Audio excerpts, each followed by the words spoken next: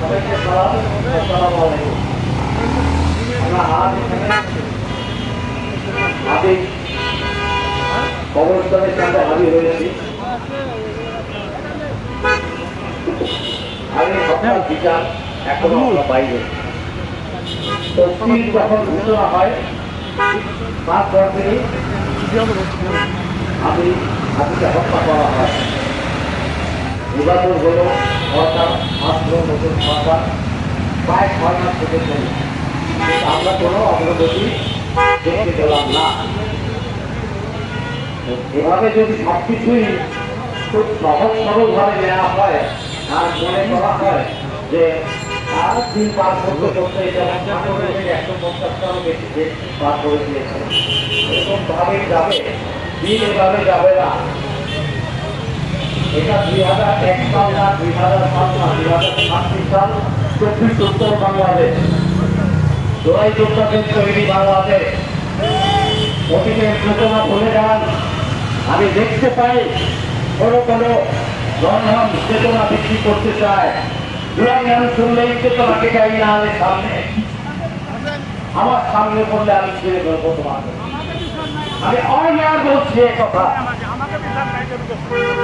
ওরা সমমানের দালাল, কিছু হলেই জুলাইটাকে কিভাবে নালিফাই করবে এই 71কে পারে না।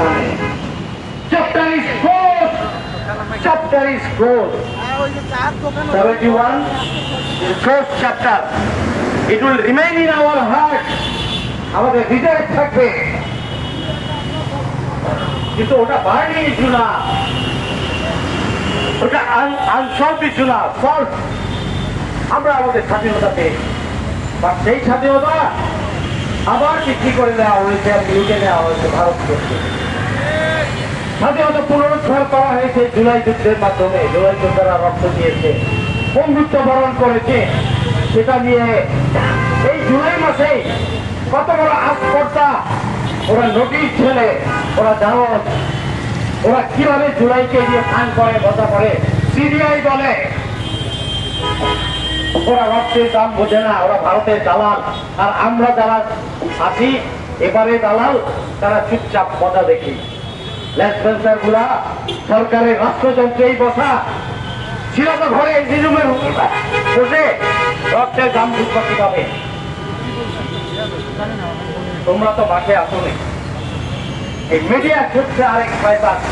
মিডিয়া মানে আমার এই ভাইরা না, যারা আমার কথা রেকর্ড করছেন, মিডিয়া মাফিয়া গুলা, তারা যে কত কষ্টে আছে সেটা আমি জানি। এই টেস্ট শ্রেণীর যুবকরা এরাও জুলাইতে মাফে ছিল। সরকার সরকার পেট্রোলাইজ মাফিয়া মিডিয়া, ভারতীয় মিডিয়া, এরা এই জুলাই হত্যার সাথে জড়িত। জুলাইকে আমরা কোনোভাবেই হারিয়ে যেতে দেবো না। আর এই জুলাই নিয়ে জুলাই হত্যার বিচার, সকল হত্যার বিচার চেয়েছিল আমাদের শহীদ ওসমান হাদি। সেই হাদির বিচার আমরা এখনো শুরুই করতে পারলাম না। যেটা ধরা পড়লো ওই পারে, এখন পর্যন্ত আনতেই পারলাম না। কিসের আমার পররাষ্ট্রমন্ত্রী প্রতিমন্ত্রী, আমাদের সাথে না ভারতের চুক্তি আছে, বন্দী বিনিময় চুক্তি, তাহলে কেন আনা হচ্ছে না? এত ফুটু কিসের ভারতের সাথে? এই নতুন বাংলাদেশে ভারতের সাথে আমার ফুটু করার দরকার নাই তো। I don't need India anymore. রক্ত তো আমিও দিয়েছি, এই জন্য দেই নাই। আমার কথায় কেউ কাছে নাই, অনেকের কাছে অনেক সহজ মনে হয়। জুলাই দিনগুলা আমার চোখে এখনো ভাসে। এখনো আমি কোনো রাতে ঘুমাতে পারি, কোনো রাতে পারি না।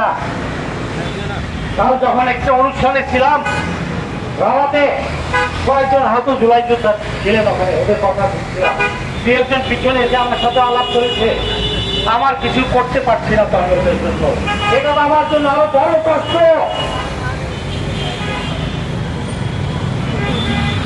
এটা আমার জন্য আরো বড় কষ্ট। ওরা তো চলে গেছে, শহীদরা বন্ধুত্ব বরণ করেছে।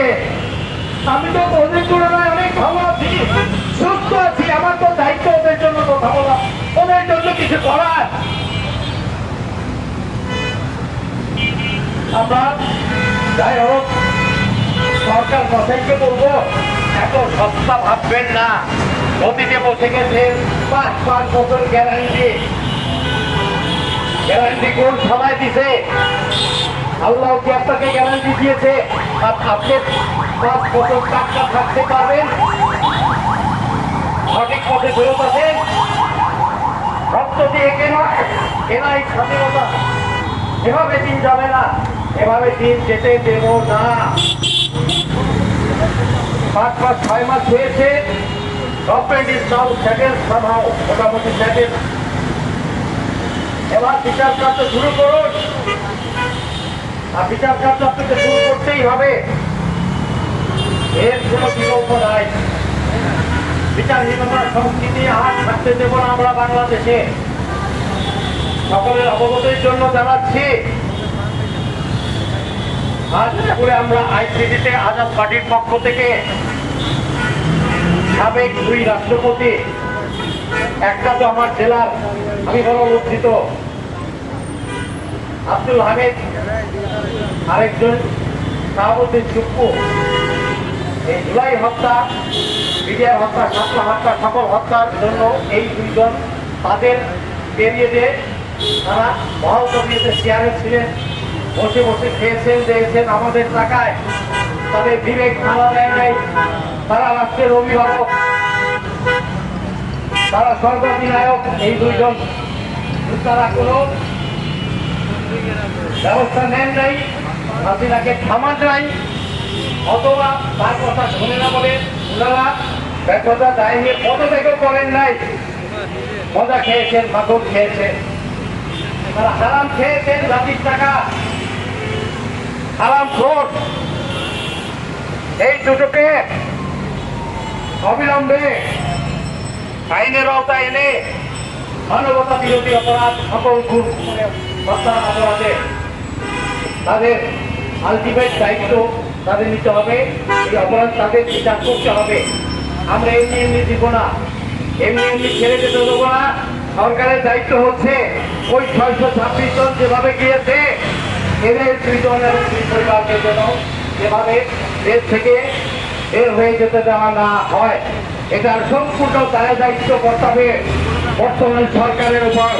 যদি কোনোভাবে দেশ তারা ত্যাগ করতে পারে বা করে কোনো বাহানায়, দায় দায়িত্ব বর্তমান প্রধানমন্ত্রী ও তার সরকারের। অতএব আমি সাবধান করছি সরকারকে, তাকে অনতিবিলম্বে আইনের আওতায় আনা হোক। ধন্যবাদ সবাইকে।